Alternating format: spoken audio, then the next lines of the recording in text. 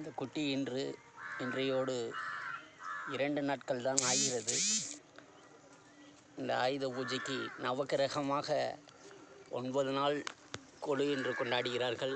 ஆகையாலே இவர் எம்மிடம் மிக ரம்மியமாக எந்த ஒரு சத்தமும் இல்லாமல் ஆனந்தமாக பிஸ்கட் சாப்பிட்டு காலை தூக்கி கழுத்தை ஆட்டி வணக்கம் செய்துவிட்டு செல்லும் இந்த பைரவர்.